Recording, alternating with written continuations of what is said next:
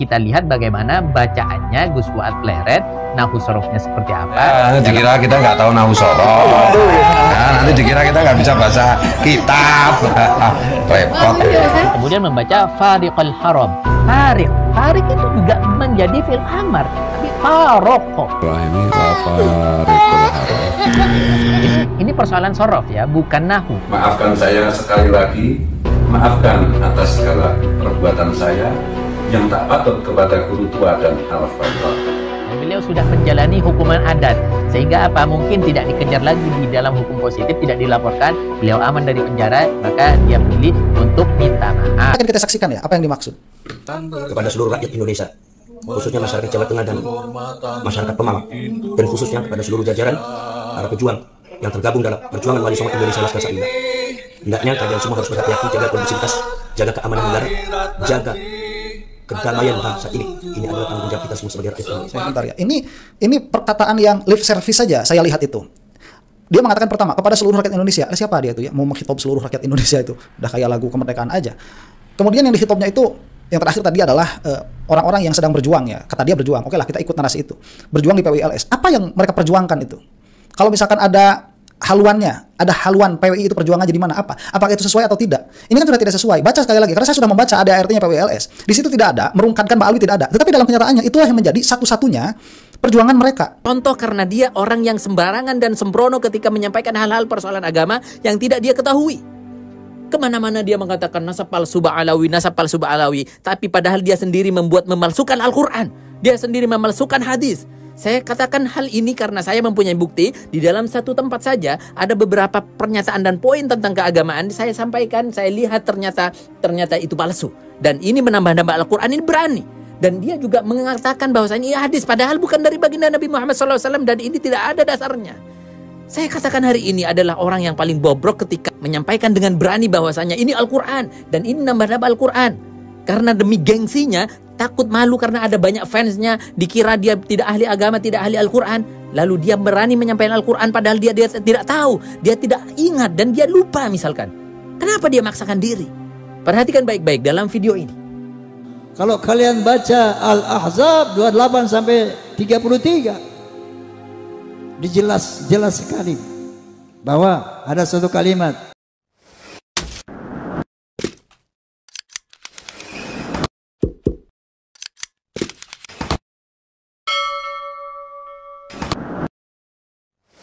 Assalamualaikum warahmatullahi wabarakatuh. Sahabat-sahabatku, dimanapun tentunya kalian berada, kembali lagi dengan saya Hakim Medsos. Di sini, pernahkah kalian bertanya kenapa tokoh-tokoh besar Nahdlatul Ulama dan para kiai Nusantara yang sangat disegani tiba-tiba mereka diserang habis-habisan di media sosial? Mereka bukan karena sesat, bukan karena mereka melenceng dari ajaran Ahlus Sunnah, akan tetapi karena mereka dianggap berbahaya bagi dominasi kelompok klaim Bani Ba'alawi. Makanya orang-orang yang membela Habib Ba'alawi tak segan dengan bagaimana mereka berupaya untuk mencari kesalahan, untuk menjatuhkan tokoh-tokoh tersebut. Ini harus kita perhatikan dan kita waspadai apa tujuan dan maksud mereka. Ini bukan teori konspirasi, ini sebetulnya strategi lama yang mereka gunakan. Di mana ketika ada tokoh yang tak tunduk pada kultus Habibisme, tak ikut dalam glorifikasi nasab Ba'alawi, atau bahkan mereka mengkritisi sejarah palsu para Ba'alawi, mereka langsung jadi sasaran tembak. Itulah mereka, para buzzer, para muhyiddin, yang demi membela majikan mereka dengan cara apapun mereka lakukan. Dan target mereka jelas, tokoh-tokoh Nahdlatul Ulama dan tokoh pribumi yang punya pengaruh kuat. Oh, ini yang berbahaya. Target mereka jelas, tokoh-tokoh Nahdlatul Ulama dan tokoh pribumi yang punya pengaruh kuat, punya massa, dan punya keberanian bicara jujur. Mereka tak kecil ketika ulama Nusantara mengungkap tentang fakta yang ada. Oleh karenanya, tidak ada cara lain kecuali bagaimana untuk menjatuhkan mereka di media sosial dengan tentu menarasikan suatu hal yang menjadi kelemahan mereka, baik mungkin dalam kekeliruan bicara atau dengan bahasa narasi yang disampaikan oleh tokoh tersebut. Mereka serang habis-habisan.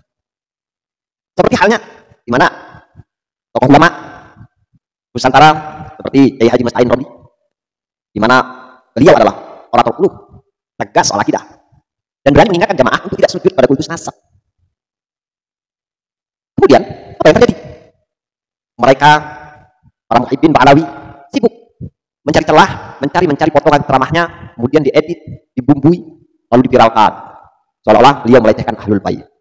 Padahal beliau justru membela makom Rasulullah Shallallahu Alaihi Wasallam dari pemujaan palsu terhadap para keturunan yang tak jelas sanad dan sejarahnya. Gencar para muhibbin mencari sesuatu yang menjadi kelemahan untuk menjatuhkan para kiai kita di Nusantara ini, agar tentu siasat mereka bisa berjalan lurus, bisa berjalan mulus tanpa ada halangan. Ada lagi seperti halnya tokoh Yai Haji Said Agil Sirot umpamanya, di mana beliau dikenal sebagai tokoh intelektual yang menguasai sejarah Islam dengan pendekatan akademik. Beliau tidak hanya belajar di bumi Nusantara, akan tetapi beliau pernah belajar di mana pusat keilmuan keislaman dunia, kiblat dunia sebagai tentu tolak ukur dalam bidang ilmu pengetahuan. Akan tetapi beliau tidak tunduk pada narasi para Habib Alawi. Justru beliau menyuarakan pentingnya Islamisasi Nusantara dengan wajah lokal, bukan imitasi Timur Tengah. Beliau masih mempertahankan budaya-budaya lokal, tanda kutip, tentu yang tidak bertentangan dengan syariat. Akibatnya beliau difitnah, sufi sesat, diserang sebagai orang liberal. Isu-isu yang menyerang beliau luar biasa, memojokkan, menyudutkan beliau luar biasa. Ini pekerjaan daripada Muhyiddin Ba'alawi. Itu semua terjadi hanya karena beliau tak mau jual harga diri Nusantara pada klaim-klaim nasab palsu, nasab yang tidak jelas sebenarnya. Kemudian yang terakhir, di mana tokoh seperti halnya Kiai Haji Roma Irama, di mana beliau memang bukan seorang kiai. Beliau tidak pernah memproklamirkan diri seorang kiai. Beliau pimpinan grup yang kala dulu dikenal dengan Soneta. Tapi beliau kedudukannya adalah pimpinan. Wajar kalau bawah-bawahnya adalah taat pada beliau dalam hal apapun. Tapi akhir-akhir ini beliau berani ketika bicara soal kemurnian nasab Rasulullah dan bahayanya pemalsuan, ini langsung diserang oleh para muhibbin Ba'alawi. Banyak puluhan dari akun-akun yang menyerang dari Bang Haji Roma. Mereka bahkan tidak malu lagi yang mengaku sebagai orang intelektual, mereka mengaku sebagai orang yang ahli agama.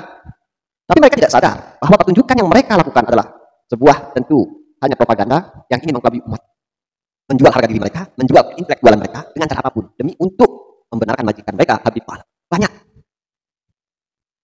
mereka serang Bang Haji Roma itu karena cuma penyanyi dangdut. Apa tahu dia soal nasab? Ini adalah kata-kata dari para muhibbin. Tapi kalau yang bicara Habib dari Yaman yang tak pernah belajar di pesantren, langsung para muhibbin ini percaya, langsung taklif, langsung hormat, sehebat apapun ilmuannya, tunduk pada Muhyiddin Ba'alawi yang belum tentu jelas keabsahannya. Ini standar ganda yang mereka bangun, sahabat-sahabat. Perlu kalian tahu bahwa tujuan mereka agar tentu orang-orang yang tidak tahu terhadap Habib Ba'alawi ini jatuh popularitas mereka di hadapan masyarakat. Upaya mereka untuk menjegal tokoh-tokoh para ulama Yai Nusantara yang tentu mempertanyakan keabsahan nasab Muhyiddin Ba'alawi yang mereka jegal dengan berbagai macam cara. Ini harus kita pahami. Kalau kita tidak paham, ya kita akan terperdaya. Jadi, kalau kita simak secara keseluruhan, propaganda mereka punya 3 pola tetap. Mereka punya 3 pola tetap kalau kita simak. Yang pertama, ini adalah tentu mereka menggunakan dekonstruksi karakter. Mereka tidak lawan isi pikiran, tidak. Akan tetapi mereka tidak juga menjawab argumen, tidak. Jadi mereka tidak dengan hujah pemikiran atau dengan jawaban argumen. Mereka gali celah pribadi seseorang tersebut. Mereka cari celah kesalahan tokoh-tokoh tersebut, baik dalam bentuk video ceramah, dan mereka bahwa ulama dan mereka lempar publik. Ini mereka buat isu-isu di mana ini adalah bentuk editing yang digunakan oleh mereka demi untuk tentu agar tingkat kepercayaan publik, tingkat kepercayaan masyarakat terhadap mereka tanda kutip ini diharapkan oleh mereka ini menurun. Lihat kalau mereka mengupload sebuah video, baik video dari Kiai Mustafar umpamanya, dari siapapun, maka mereka akan sangat gencar. Coba ini lihat bukti, dia pernah bilang begini, padahal itu kenyataannya itu kan sudah lama video, bahkan sudah diklarifikasi, tapi mereka tidak butuh klarifikasi. Itu mereka hanya butuh alasan untuk menjatuhkan. Ini pola yang mereka tentu gunakan untuk membela nasab lain Bani Pahala. Kemudian pola yang kedua, di mana mereka tahu mayoritas umat, jadi memainkan sentimen umat. Kalau mereka paham bahwa umat awam itu tak paham sejarah dan tak paham sanad, maka mereka memainkan emosi. Jadi seperti apa contohnya? Kalau kalian percaya pada tokoh ini, berarti kalian membenci zuriat Nabi. Padahal yang dikritik bukan Nabi. Ini sentimen yang mereka gunakan. Cara ini supaya kita percaya dengan hasutan-hasutan mereka. Yang dikritik itu sejatinya adalah manipulasi sejarah dan rekayasa silsilah oleh oknum-oknum Ba'alawi. Tapi ini ada strategi para muhibbin dan para youtuber Bani Pahala. Kemudian strategi berikutnya di mana mereka menjaga panggung keagungan Habibisme. Ini strategi mereka. Makanya banyak sekali acara di kalangan para Habib. Jadi kalau acara-acara hari besar itu tidak ada, mereka gunakan acara pengajian haul, pengajian tabligh di kalangan mereka sendiri. Pokoknya tidak hari tanpa acara Habib. Mereka tidak takut pada tokoh yang diam sejatinya. Para Habib itu tidak takut. Tapi mereka sangat takut kepada tokoh yang bisa mengubah arah pikiran umat. Oleh karena itu kegiatan-kegiatan mereka berupaya agar hukum tetap ini menjaga kondisi yang selama ini mereka sudah bangun, itu menggunakan banyak sekali rangkaian-rangkaian acara. Ya rohlah, takbir akbar lah, saparti lah, kemudian haul sana sinilah, banyak. Jadi sekali lagi, mereka itak pada tokoh yang bisa membuka mata umat dari tipuan mereka. Tokoh yang bisa mengajak umat kembali pada ilmu dan bukan pada mitos. Mereka takut. Makanya propaganda yang mereka lakukan ialah menyerang para tokoh ulama-ulama yang sudah jelas keilmuannya, kalimatnya, kualitas, kredibilitas, kuantitas, sudah jelas. Mereka bukan fiktif, mereka adalah nyata. Mereka terkenal di Nusantara. Mujibak bagaimana sifat terjang dakwah mereka, yang mana mereka berupaya agar untuk menjatuhkan daripada tokoh-tokoh ulama Nusantara. Nah, sahabat-sahabatku, dimanapun tentunya kalian berada, jangan biarkan propaganda ini masuk merusak persatuan kita. Mereka ingin membuat kita percaya bahwa hanya mereka yang pantas bicara soal agama. Garis bawah, mereka ingin umat jauh dari ulama kita sendiri hanya karena ulama kita tidak menyembah darah atau yang mereka kultuskan sama.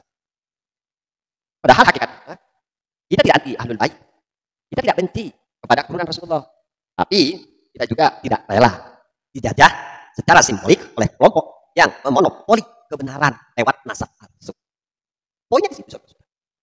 Nah, itulah tentu harus kita pahami dan kita cermati secara sama agar kita selalu sadar, tidak mudah termakan oleh isu, tidak mudah kita terkena aras mereka, dan kita paham bagaimana upaya strategi mereka untuk menjatuhkan para kiai, tokoh ulama, pribumi yang mempertanyakan keabsahan mereka dengan berbagai macam cara mereka lakukan, tanpa mereka memikirkan latar belakang mereka, apakah dia seorang ustadz, kiai, ulama, dan tetapi sejatinya hasud pada diri mereka sudah tertanam oleh doktrin-doktrin lain. Dari saya, semoga bermanfaat. Assalamualaikum warahmatullahi wabarakatuh.